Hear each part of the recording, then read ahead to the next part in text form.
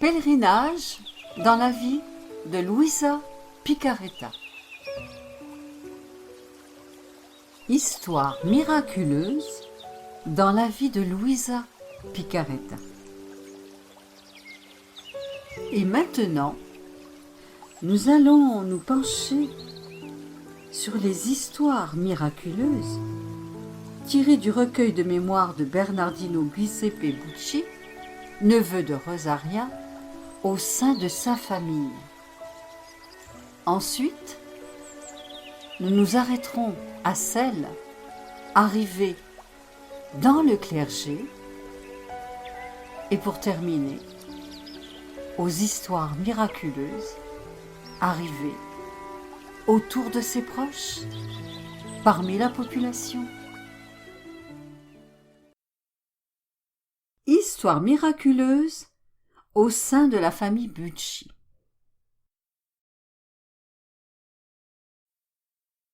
Le soldat manqué.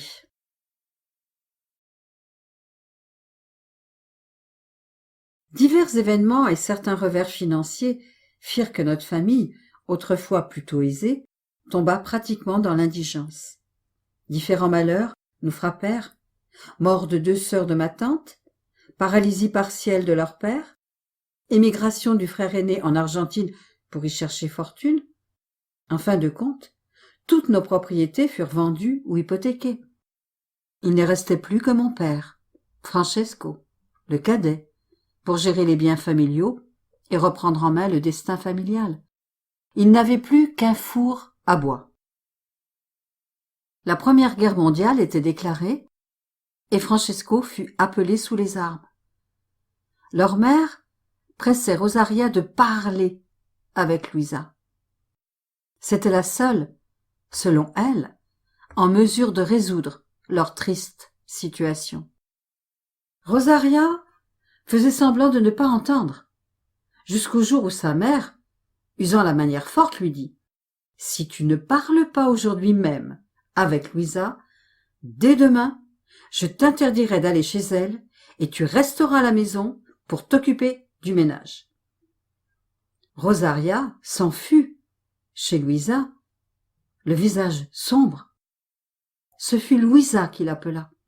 « Pourquoi ne me dis-tu rien ? Cela fait longtemps que je suis au courant. Dis bien à ta mère que Francesco ne partira pas. » Et il en fut ainsi. Quand mon père alla se présenter, il avait un tel œdème au cou qu'il passa en révision. L'œdème était sans douleur, et sur le trajet de son retour à la maison, disparut. Ce phénomène se reproduisit 3 ans de suite, jusqu'au moment où il fut définitivement réformé. Cet épisode me fut confirmé par mon père, qui disait, en accompagnant par des gestes son dialecte de Corato, « Cette femme m'a fait connaître de nouvelles choses. » En faisant marcher son four à bois, mon père réussit à redresser, du moins en partie, les finances de notre famille. La résurrection d'un enfant. Cet épisode étonnant m'a été raconté par mademoiselle Benedetta Mangione alors qu'elle était très âgée. Elle avait le même âge que Rosaria, et comme elle, faisait partie du groupe de jeunes filles qui allaient chez Luisa apprendre à faire la dentelle au fuseau. Voici le récit qu'elle me fit. Un matin de 1920 ou 21, alors que j'étais chez Luisa, après avoir entendu la sainte messe célébrée par son confesseur, le père Gennaro di Gennaro, une jeune femme, bouleversée, se présenta chez la servante de Dieu. Poussant des cris de désespoir, elle déposa sur les genoux de Luisa son nourrisson mort. Puis, elle s'agenouilla à la tête du lit, pleurant toutes les larmes de son corps. Tous les présents étaient figés, stupéfaits, et Rosaria essayait de la relever. Les mots qu'elle utilisait me firent comprendre qu'il s'agissait de l'une de ses parentes. Luisa ne s'impatienta pas. elle se mit à caresser l'enfant, déposé sur ses genoux, et s'adressa à la mère. « Qu'y a-t-il, Sérafina ? Reprends donc Luigi, et donne-lui le sein, il a faim. » Ce disant, elle remit le nourrisson dans les bras de sa mère.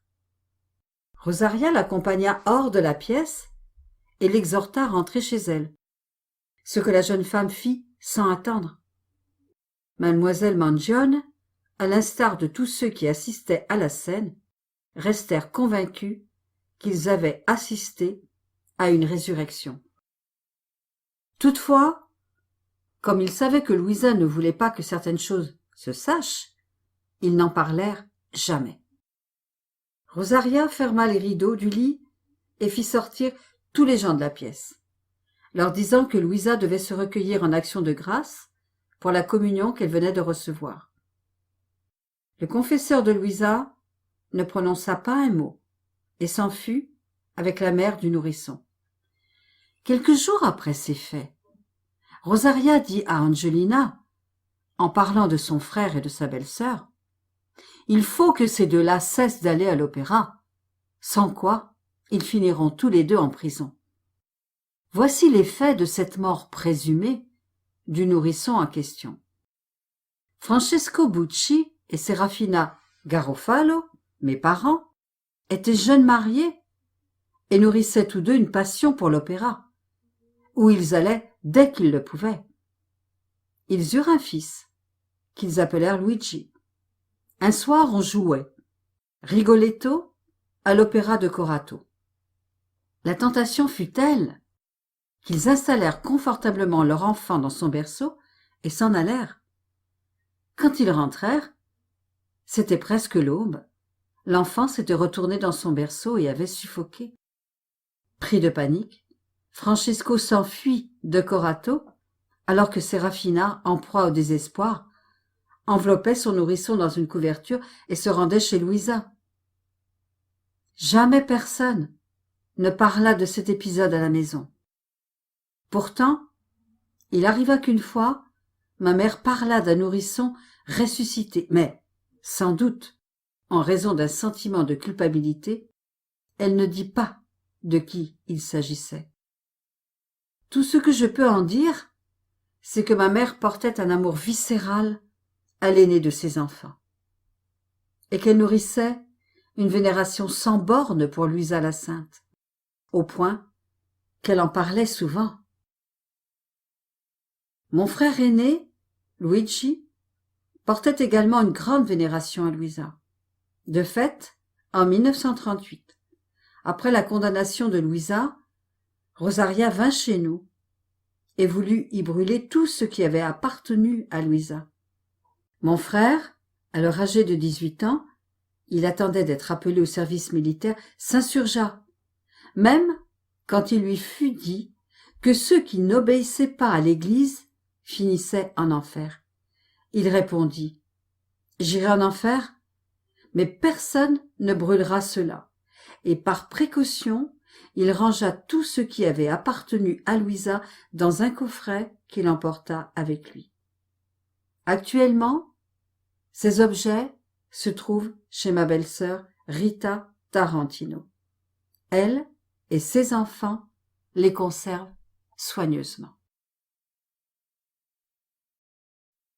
Gemma Bucci et Luisa Picaretta, l'opération miraculeuse.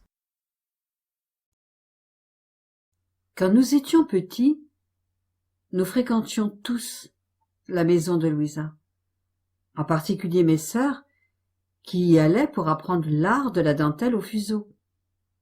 Petite et menue, ma sœur Gemma avait presque le même âge que moi. Presque tous les jours, elle accompagnait volontiers Rosaria chez Louisa. Toutes deux l'aimaient beaucoup. C'est Louisa qui avait suggéré à mes parents de m'appeler Giuseppe et de changer le nom de ma sœur Giuseppina en Gemma. C'est ce qu'ils firent.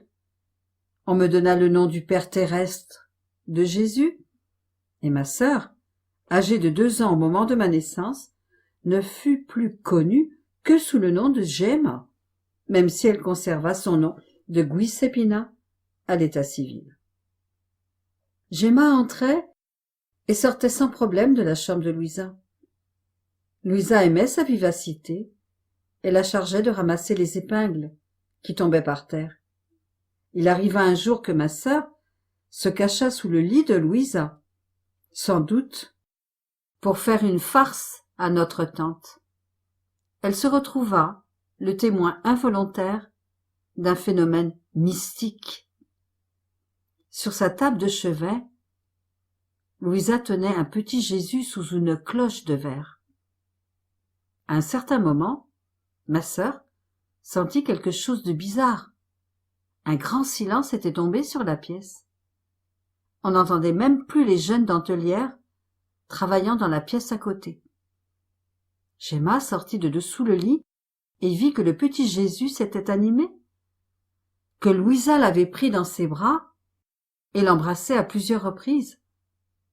Gemma ne se souvient pas combien de temps dura cette scène. Elle resta immobile, contemplant l'événement, puis, sans que plus rien d'étrange ne se produise, tout rentra dans l'ordre. Rosaria entra dans la chambre comme d'habitude, et Louisa faisait de la dentelle. Ma sœur ne me parla jamais de cet épisode quand nous étions petits. Elle gardait jalousement ce secret dans son cœur. Je ne le sus qu'après son témoignage, lors du procès diocésain de canonisation, témoignage acquis au dossier. Je suis convaincue que Louisa a toujours veillé sur ma sœur Gemma, et j'ai été le témoin d'une grâce particulière qu'elle lui a faite. À l'occasion de son second accouchement, l'incapacité du médecin et de ses assistants fit que ma sœur risqua de mourir. On lui lacéra l'utérus, ce qui lui provoqua une terrible hémorragie. Le médecin sortit de la salle d'accouchement pour dire à la famille ces mots terribles. L'enfant est sauvé, mais, pour la mère, il n'y a plus rien à faire. Tout le monde éclata en sanglots. Pourtant, l'image de la chemise de Louisa me revint en mémoire. Je me précipitai à Corato dans notre maison familiale. Je réveillai la tante Rosaria au cœur de la nuit et lui racontai ce qui se passait, en lui demandant de me prêter la chemise de Louisa. En pleurs, elle la sortit de la commode, et nous repartîmes immédiatement pour l'hôpital de Bisceglie. Nous demandâmes à une infirmière de mettre la chemise de Louisa sous la tête de Gemma, ce qui fut fait sans plus attendre. Le chef de clinique était parti. Quelques minutes plus tard, son assistant nous appela et nous dit « Si vous m'en donnez l'autorisation, je l'opère tout de suite. » L'autorisation fut donnée, malgré l'observation du mari de Gemma. « Opérez-la, si elle est inconsciente. Sinon, il est inutile de la faire souffrir plus longtemps. » Un ami de mon beau-frère, infirmier à l'hôpital psychiatrique de Bisceglie, se présenta. Il fit don de 6 litres de son sang pour la transfusion. L'opération réussit et Gemma fut sauvée. Rosaria ne douta pas de l'intervention de Louisa en l'occurrence. Gemma raconte. Le chirurgien était en train d'opérer et j'ai vu Louisa au pied de la table d'opération avec mon enfant dans ses bras. Lui, il est destiné au paradis. Toi, par contre, tu vivras longtemps. Je ne sais comment, mais j'étais consciente d'avoir la chemise de Louisa sous la tête. Le lendemain, l'enfant fut mystérieusement atteint par une bronchite aiguë. J'eus juste le temps de le baptiser avant qu'il ne mourût. Toute la famille considéra cet épisode comme un miracle véritable. À l'époque, on ne parlait pas encore de canonisation et on ne pensa donc pas à recueillir les témoignages du chirurgien et des infirmiers qui, eux aussi, étaient convaincus qu'un miracle avait sauvé ma sœur. Son cas clinique étant unique et inexplicable. Guérison des plaies mystérieuses de Rosaria. En 1940 environ, sans ressentir de souffrance, ma tante Rosaria, femme robuste et pleine de santé, commença à avoir des plaies qui, avec le temps, devenaient toujours plus grosses et plus purulentes. Les plus visibles étaient les 2 grosses plaies semblables à 2 gros furoncles positionnés sous le menton. Ces plaies suppuraient sans arrêt, au point que quelques gouttes finissaient toujours par tomber dans son assiette pendant que nous déjeunions. Assez dégoûtée, j'essayais de me lever de table, mais ma mère, pour alléger l'atmosphère, m'en empêchait en me retenant par la main ou en me pinçant légèrement le bras. Tante Rosaria, étant copropriétaire des biens de famille, elle venait souvent prendre ses repas chez nous. Ses plaies, répandues sur tout le corps, notamment sur sa poitrine et ses épaules, étaient soigneusement pansées par ma mère, qui l'exhorta à aller trouver un spécialiste de Bari pour une consultation. Mais un jour, à la stupeur générale, ma tante se présenta à table, complètement guérie. À l'endroit des plaies, il ne restait plus que de petites cicatrices. Personne ne fit de commentaire, si ce n'est mon père, lorsque ma tante s'en alla. Se souvenant d'épisodes passés et récents, il s'exclama: « Cette femme nous a toujours fait voir quelque chose de nouveau. » Mon père avait lui aussi une grande dévotion pour Louisa la Sainte. Sur son lit de mort, il voulut serrer sa chemise contre son cœur. Cette même chemise que revêtira ma mère au moment de monter aux cieux. Mais qu'était-il arrivé à ma tante? Voici ce qu'elle me raconta durant l'une des visites que je lui rendais régulièrement alors que j'étais vice-curé à la paroisse du couvent de Bar-l'État. Ma tante, sur l'insistance de ma mère, se rendit à Bari pour une visite chez un dermatologue. Le diagnostic fut terrible. « Chère mademoiselle, lui dit le médecin, ces plaies sont cancéreuses. Elles se répandront sur tout votre corps. Vous avez une sorte de lèpre, une maladie très rare. » Vous pouvez imaginer l'état d'âme de ma tante en entendant ces mots. Après avoir erré plusieurs heures dans les rues de Bari, elle retourna le soir chez Louisa. Se défoulant avec la servante de Dieu, elle lui dit d'une voix irritée: « Je suis toujours avec toi, et tu permets certaines choses? Je n'ai pas d'enfants qui peuvent prendre soin de moi. » Louisa la laissa parler, puis lui dit: « Rosaria, Rosaria, tu as fait le tour de tous les médecins, mais tu as négligé le seul et unique vrai médecin. » À ces mots, ma tante attrapa tous ses médicaments, gaz et coton, et les jeta du haut du balcon. Cet épisode eut lieu dans la maison qu'elles habitaient jadis, dans la Via Maddalena. Puis elle dit: « Maintenant, je m'en remets à notre Seigneur et à tes prières. » Avant d'aller se coucher, Louisa l'appela, la fit agenouiller au pied de son lit, et ensemble, elles prièrent un long moment. Après quoi, ma tante partit se coucher.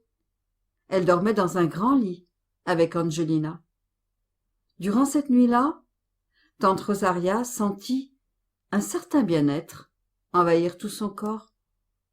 Le lendemain, à son réveil, elle s'aperçut que toutes ses plaies avaient séché. Il n'y avait plus que de légères croûtes, des croûtes qui s'en allèrent au fil de la journée. Elle était parfaitement guérie. La rumeur du miracle se répandit, mais personne n'osait en parler ouvertement, sachant tous que Louisa y était pour quelque chose. Car Louisa ne voulait absolument pas que l'on attribue ces phénomènes à sa personne. Je ne suis pas capable de faire des miracles. C'est notre Seigneur qui les fait, affirmait-elle. Raison pour laquelle aucun épisode extraordinaire qui eut lieu grâce à son intervention ne fut proclamé. Mais le bruit circulait en silence. La prophétie de Louisa sur Bernardino. Un dimanche matin, j'étais chez Louisa quand elle m'appela pour me dire « Aujourd'hui c'est dimanche et tu mangeras de la viande.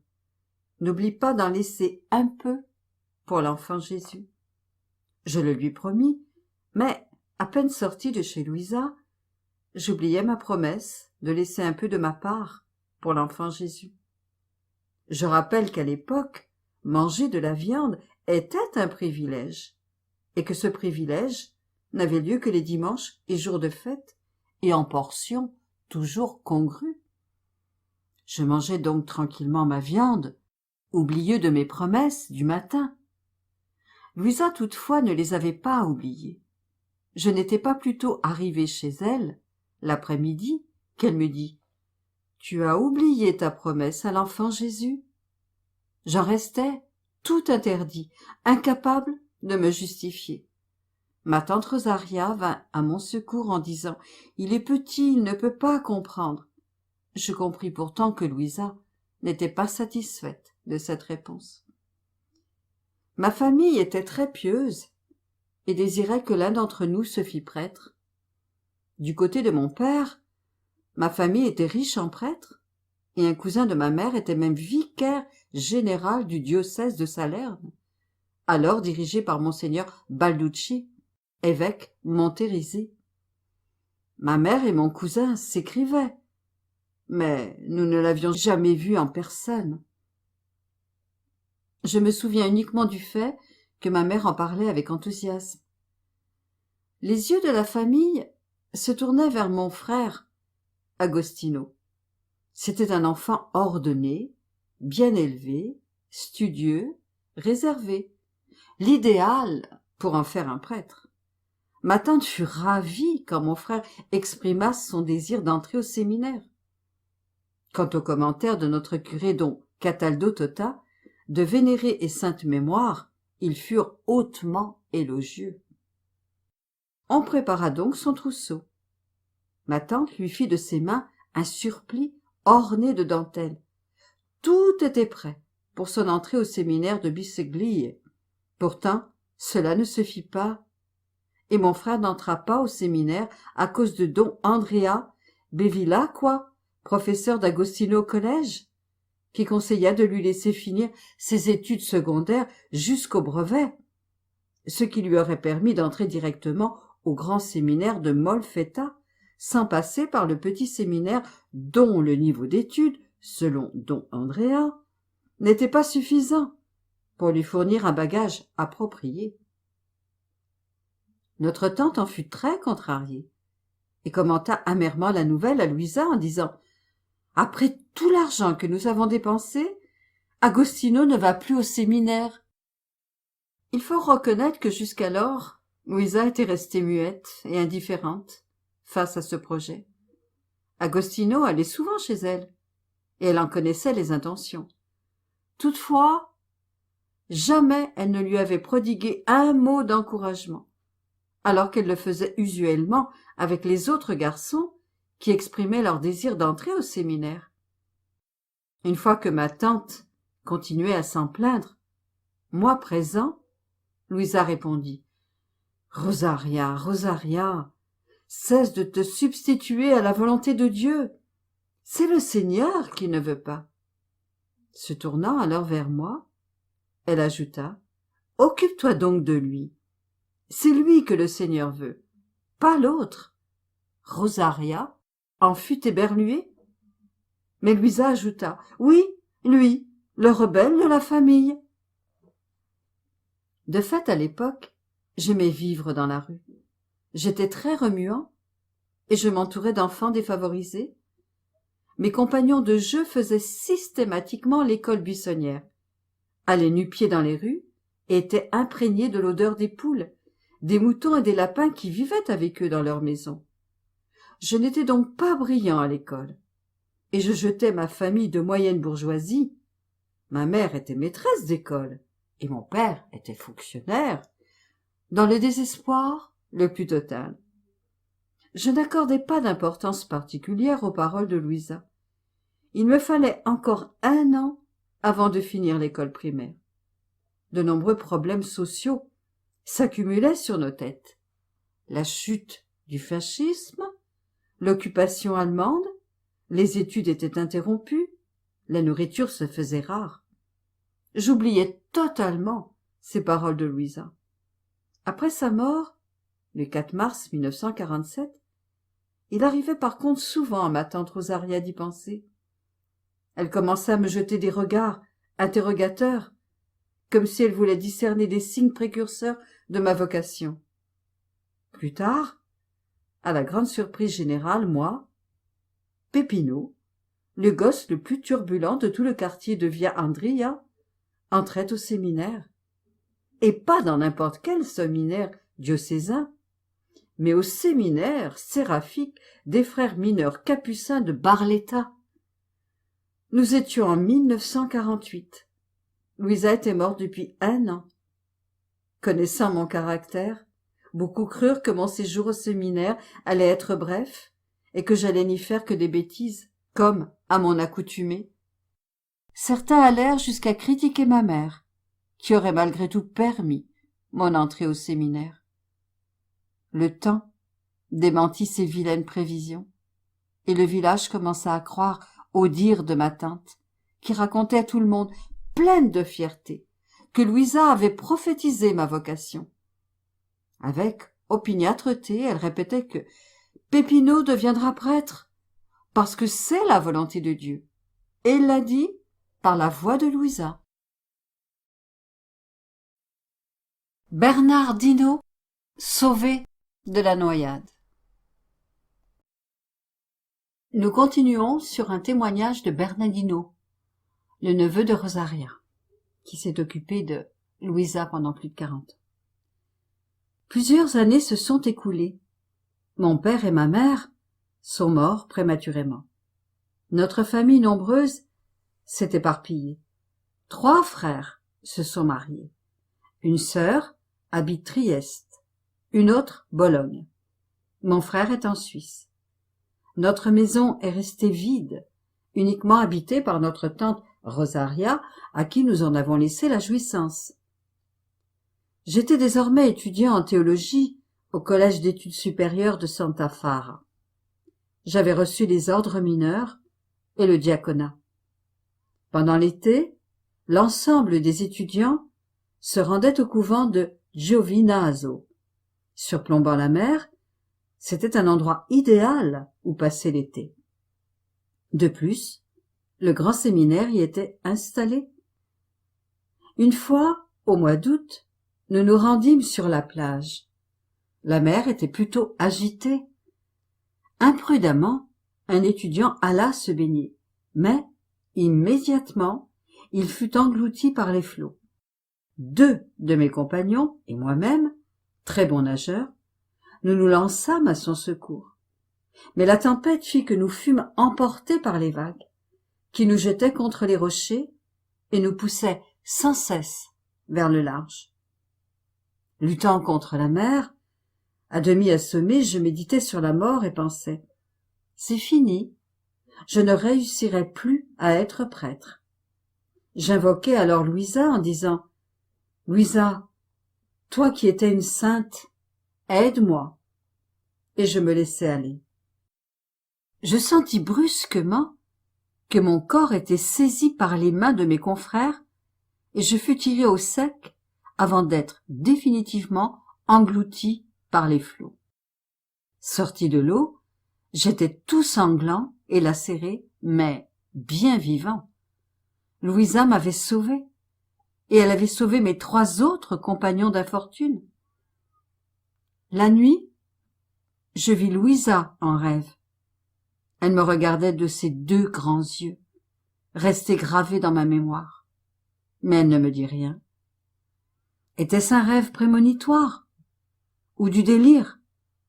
Quoi qu'il en soit, j'eus une forte fièvre les jours suivants. Mais je m'en remis. Et l'année suivante, j'étais prêtre. Je fus ordonné par l'archevêque de Bari, qui à l'époque était monseigneur Enrico Nicodemo, en l'église des prêtres capucins de Triggiano le 14 mars 1964. Histoire miraculeuse au sein du clergé. Le père Salvatore de Corato et Luisa Picaretta. Le père capucin Salvatore de Corato était imprégné du charisme de Luisa. Il fit sa connaissance lorsqu'il était élève au séminaire de Giovinazzo, en 3e et en 2e. Il venait passer ses vacances chez nous. Durant ses promenades dans les allées du potager, il me parlait toujours de Luisa et m'expliquait comment avait mûri sa vocation de capucin. C'était un très bon capucin, de bonne famille et extrêmement gentil. Il avait une délicatesse d'âme qu'il était rare de rencontrer chez d'autres frères. Sa vocation de capucin et de prêtre fut une vocation tourmentée et pleine d'embûches. Orphelin de père et de mère, il fut élevé par une tante, qui le conduisait souvent chez Luisa la Sainte. Cette dernière avait de la sympathie pour lui et s'attardait volontiers à lui parler. Un beau jour, elle lui dit « Le Seigneur veut que tu sois prêtre ». Mais l'enfant n'attacha pas beaucoup d'importance à ce qu'elle disait. Devenu un beau jeune homme, riche et courtisé par toutes les filles, il entra dans la marine et voyagea beaucoup. Durant ces longues traversées, qui duraient parfois des mois, le brillant jeune homme prenait plaisir à rester sur le pont, contemplant l'étendue infinie de la mer et du ciel étoilé. Il se rappelait alors des paroles de Luisa. « Le Seigneur veut que tu sois prêtre. » En danger de mort, il invoquera Luisa dans ses prières. « Luisa, si tu veux que je sois prêtre, sauve-moi. » Le hasard voulut que la plupart de ses compagnons moururent et que lui, par un étrange destin, fut sauvé.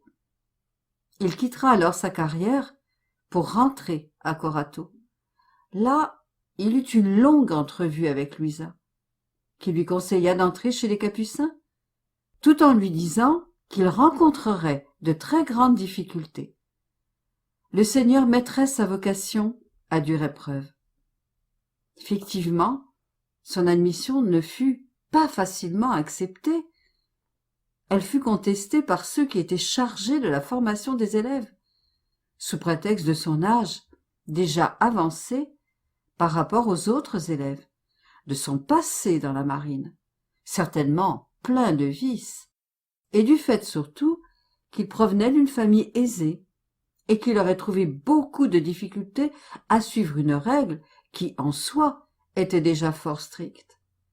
Les lettres de présentation de l'archiprêtre, don Clemente Ferrara, et de don Andrea Bevilacqua, qui l'avait accompagné personnellement au noviciat de Montescaglioso, ne servirent à rien. Le maître des novices et le supérieur rejetèrent son admission. Ils allèrent jusqu'à lui refuser l'accès au couvent. Ainsi, 3 jours durant, le pauvre homme resta sur le pas de la porte, dans l'attente d'une réponse du père provincial, auquel se seraient probablement adressés le supérieur et le maître de novices. Les paroles de Luisa se réalisèrent pourtant totalement. Finalement admis chez les Capucins, le père Salvatore renonça généreusement à tous ses biens de famille et se lança dans ses études de formation, le préparant au sacerdoce.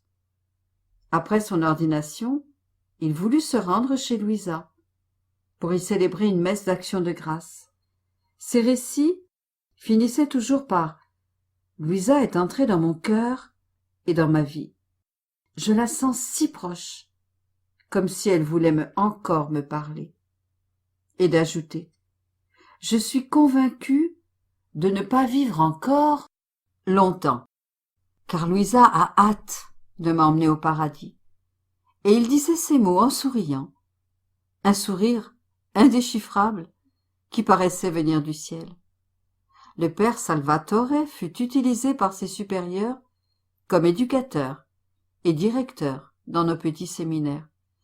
Tout le monde l'appréciait et l'aimait. Ses qualités spirituelles et humaines enrichissaient l'exercice de son ministère sacerdotal. Sa santé, plutôt précaire depuis son entrée dans les ordres, fut un signe de la volonté de Dieu qui le fit grandir dans la souffrance pour son royaume. Lorsque je lui demandai s'il était permis de lire les écrits de Louisa condamnée par le Saint-Office, il me répondit non et me dit « Louisa appartient tout entière à l'Église, laquelle nous dit souvent de renoncer également aux bonnes choses. Souviens-toi que tout ce que l'Église accomplit est la volonté de Dieu, qui lui seul juge si le moment est venu. Le monde n'est peut-être pas encore mûr pour recevoir et comprendre cette grande sainte. Je crois que d'ici peu, ce sera le Seigneur lui-même qui l'élèvera aux honneurs des autels. » Le père Salvatore mourut le 3 septembre 1956, à l'âge de 41 ans. Prophétie de la pourpre. Le cardinal Cento, de vénérée et sainte mémoire, était également très proche de Luisa Picaretta. Il venait la voir régulièrement, dès les débuts de son sacerdoce. Ma tante me parlait souvent du cardinal Cento, qu'elle continuait à appeler simplement le père Cento ou Don Cento, même après qu'il eût été cardinal. Tant et si bien qu'au début, je n'avais pas réalisé que le père Cento et le cardinal Cento ne faisaient qu'un. C'est en prenant un jour des mains du facteur une lettre timbrée du Vatican et ornée de l'emblème cardinalis que je compris finalement qui était ce père Cento, dont ma tante me parlait si souvent. Je lui demandai alors pourquoi elle parlait d'un cardinal avec tant de familiarité. Et elle me répondit « Je connaissais bien le père Cento. Il était un frère pour moi. Chaque fois qu'il venait voir Louisa Corato, c'était moi qui l'accompagnais chez l'archiprêtre, à l'évêché de Trani. Je lui ai fait visiter Corato à plusieurs reprises. C'était un homme gai qui aimait plaisanter. Quand il disait sa messe, on aurait dit un ange. J'étais jeune quand j'ai connu le père Cento, et nous avons souvent mangé ensemble chez Louisa avec Angelina. Une fois, il m'a raconté que Louisa lui disait souvent que j'aurais été teint de pourpre. Mais, commentait-il en riant, je ferai de mon mieux pour éviter de me faire déguiser, comme pour le Mardi Gras. Un jour pourtant, je vis le père Cento bien sombre. Il ne plaisantait plus et ne prononça que quelques mots. C'était quand Louisa fut condamnée. Malgré la censure du Saint-Office, le père Cento ne cessa pas de venir la voir. Quand une fois, je lui ai demandé pourquoi, à son avis, ce désastre s'était produit, il me répondit sèchement « Je vous en prie, Rosaria, ne parlons pas de cela. C'est nous qui en souffrons le plus. » Puis, après un long silence, il ajouta « Ce sont là de terribles épreuves que le Seigneur nous envoie. » Comme on le sait, le père Cento a joué un rôle important à la curie romaine. Ma tante a continué ses contacts épistolaires avec lui, et il semblerait que le cardinal ait fait jouer toute son influence pour que le corps de Louisa soit ôté du cimetière pour être inhumé dans l'église même de Sainte Marie la Grecque. Je dois dire que j'ai commis une grande omission. je n'ai pas conservé la correspondance entre ma tante et le cardinal Cento. À la mort de ma tante, en effet, ses enfants débarrassèrent la maison et jetèrent tout ce qui, à leur avis, n'avait aucune importance, dont notamment les lettres du cardinal Cento. Il s'agit d'une grande perte. Ces informations auraient donné du poids à ce que j'ai exposé jusqu'ici, et nous aurions pu connaître la pensée du cardinal Cento sur Luisa Picaretta. Il faudrait faire des recherches dans les archives de la famille du cardinal pour récupérer ce matériel. Guérison d'un évêque. En 1917, le nouvel archevêque de Trani, Monseigneur Regime, sans doute influencé par la partie du clergé qui non seulement n'accordait aucun crédit à ce qui arrivait à Luisa Picaretta, mais lui manifestait même ouvertement son hostilité, le nouvel archevêque de Trani, donc, avait promulgué un décret très rigide à l'égard de cette servante de Dieu. Il y interdisait aux prêtres de fréquenter sa maison et d'y célébrer la Sainte Messe, alors que ce privilège avait été accordé à Luisa par Léon XIII, puis confirmé par Pie X en 1907. Le décret prévoyait que cette disposition soit lue dans toutes les églises du diocèse. L'épisode m'a été raconté par ma tante, puis confirmé par mon curé, donc Cataldo Tota, par mademoiselle Mangione et par mademoiselle Lina Petrone, alors ministre du tiers-ordre dominicain. Alors qu'il a posé sa signature sur le fameux décret, Monseigneur Regime fut soudainement pris d'une paralysie partielle. Quand les prêtres, autour de lui, le secoururent, il leur fit comprendre par ses signes qu'il voulait être conduit chez Luisa. Ma tante Rosaria décrit ainsi ce curieux épisode. Il était environ 11 heures, quand nous entendîmes le bruit d'une voiture s'arrêtant devant la porte de Luisa. Je suis sortie sur le balcon pour voir de qui il s'agissait et je vis 3 prêtres, dont l'un était nettement soutenu par les 2 autres. Luisa me dit « Ouvre la porte, c'est l'évêque ». C'était vrai. Derrière la porte se trouvait Monseigneur Regime, soutenu par 2 prêtres, probablement son vicaire et le greffier de la curie de Trani. L'évêque balbutiait des mots incompréhensibles. On l'accompagna tout de suite dans la chambre de Luisa. C'était la première fois qu'il s'y rendait. Dès qu'elle le vit, cette servante de Dieu lui dit « Excellence, bénissez-moi ». L'évêque leva le bras, comme si rien ne s'était passé. Il lui donna sa bénédiction. Il était complètement guéri. Monseigneur Regime resta dans la chambre de Luisa à huis clos pendant environ 2 heures. À la surprise de tous, notamment celle des prêtres présents, il en sortit, souriant. Il donna sa bénédiction aux personnes présentes et s'en alla. On essaya de garder le secret pour le grand public. Tant qu'il resta à Trani, Monseigneur Regime rendit souvent visite à Luisa, avec qui il s'entretenait de choses spirituelles.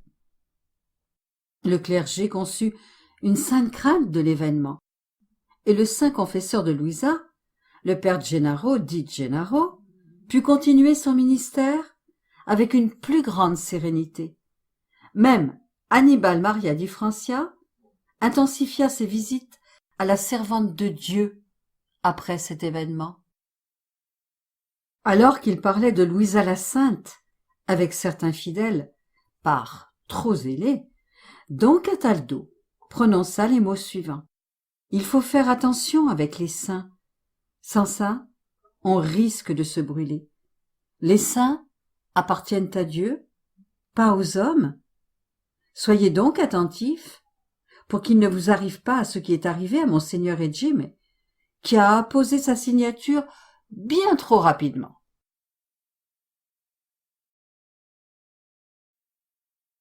Histoire miraculeuse parmi la population. Mariage sicilien. Les années passèrent. Louisa était désormais connue de tout Corato. La Première Guerre mondiale battait son plein. Le frère de Maria Doria était engagé et se trouvait en garnison en Sicile. Dans une lettre, il annonçait ses fiançailles avec une jeune Sicilienne. Leur mère en fut désespérée. Son garçon s'était auparavant fiancé à une jeune fille riche de Corato, un bon parti.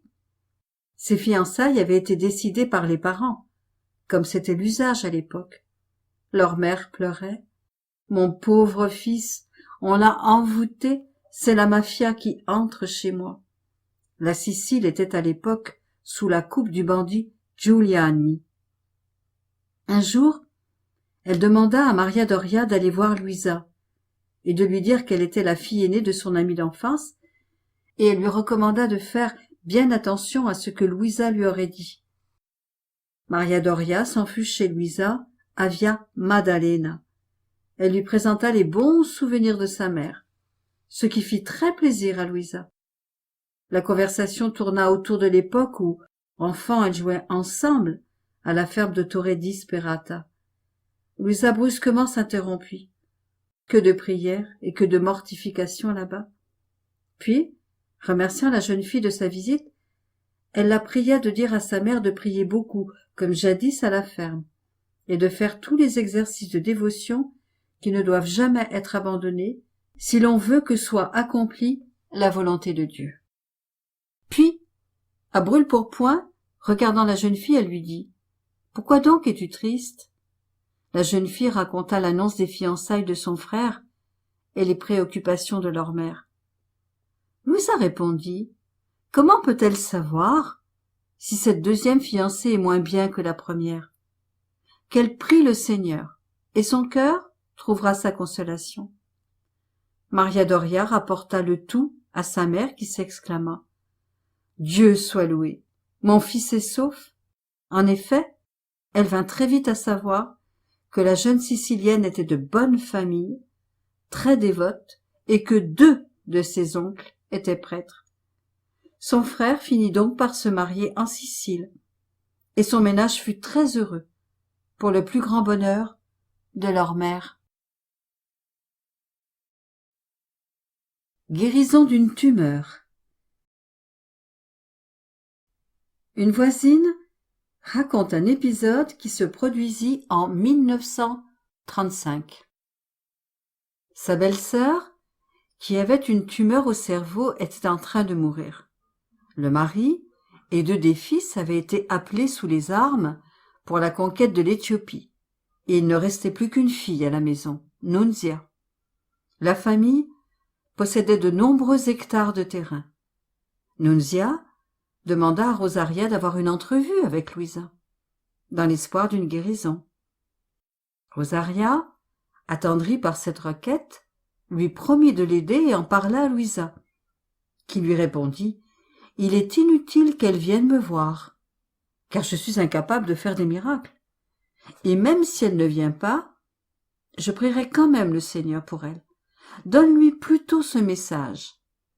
À Sainte-Marie la Grecque, on fait les 40 heures.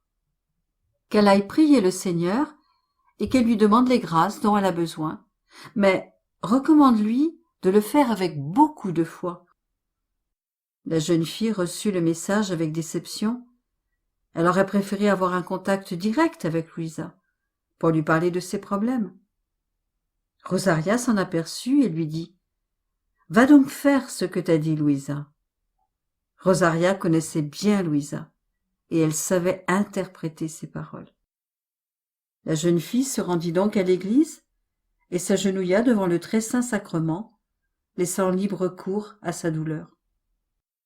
2 heures plus tard, elle rentra chez elle. Mais Une impression de trop grand silence régnait dans la maison. Une de ses parentes, qu'elle avait laissée là pour s'occuper de sa mère durant son absence, était sortie. Nunzia entra donc dans la chambre de sa mère et se trouva face à un spectacle affreux. Sa mère baignait dans une mare de sang. Il y en avait partout. Devant ce désastre, la jeune fille poussa un cri de douleur, croyant sa mère morte. Pourtant, l'incroyable se produisit. Sa mère se réveilla de son état léthargique et lui demanda, étonnée, pourquoi elle avait poussé un tel cri. La tumeur s'était vidée, et de la tête jusqu'alors enflée, tout le liquide s'était évacué par le nez, se répandant sur le lit. Elle était guérie. Dans les jours suivants, Nunzia se rendit chez Louisa avec sa mère pour la remercier. La servante de Dieu ne les reçut toutefois pas, leur faisant dire qu'elle n'était pas au courant de la grâce reçue, qu'elle n'avait rien à y voir. Qu'elles aillent donc remercier le Seigneur qui leur a fait la grâce. Récit d'un jeune homme mort et ressuscité. Avant de mettre un point final à mes mémoires, je ne peux manquer de rapporter un dernier fait extraordinaire. J'avais toujours entendu dire qu'un jeune homme mort avait été ressuscité par Louisa. Je l'avais entendu raconter par le vieil aveugle qui venait chanter au cénacle de Via Pensieri. Un jour, on trouva un jeune homme mort, étendu à terre dans une mare de sang. Sa mère, informée de la funeste nouvelle, ne se précipita pas pour voir son fils, mais courut plutôt en criant et la chevelure défaite vers la maison de Louisa. Tombant à genoux devant la porte, elle criait « Louisa, Louisa, on a tué mon fils !» La sainte Piscirella, comme l'appelait le vieil aveugle, s'en émut et lui répondit « Va donc reprendre ton fils, le Seigneur te le rend. » De pieuses personnes aidèrent la mère à se relever et l'accompagnèrent à l'endroit où son fils gisait. Dès qu'elle aperçut son fils, la mère, passant outre les policiers de garde, se jeta sur son corps, qu'elle prit dans ses bras en l'embrassant, telle une Mater Dolorosa au pied de la croix. Soudainement, le jeune homme ouvrit les yeux et dit « Maman, ne pleure pas, je suis là. » En entendant ce récit, toute l'assemblée pleurait, notamment les femmes dont les fils étaient partis en guerre. Il est arrivé que j'entende parler de cet épisode dans ma famille, mais rarement. Je me souviens que ma tante Rosaria dit un jour à mon père « Ne commence pas à dire des bêtises, mange plutôt. » Mon père était justement en train de raconter l'histoire de ce jeune homme ressuscité par Louisa la Sainte. Dans ma paroisse, j'ai entendu une fois mademoiselle Reda, appartenant au tiers-ordre franciscain, raconter ce miracle à un groupe de femmes. S'apercevant de ma présence, elle se mit immédiatement la main sur la bouche, regrettant son imprudence. Notre curé, don Cataldo Tota, qui était également présent, lui dit « Il ne faut pas dire en public certaines choses tant que les intéressés sont vivants. » Je n'ai jamais accordé beaucoup de crédit à cet épisode, toujours raconté à mi-voix, parce qu'il me semblait bien incroyable.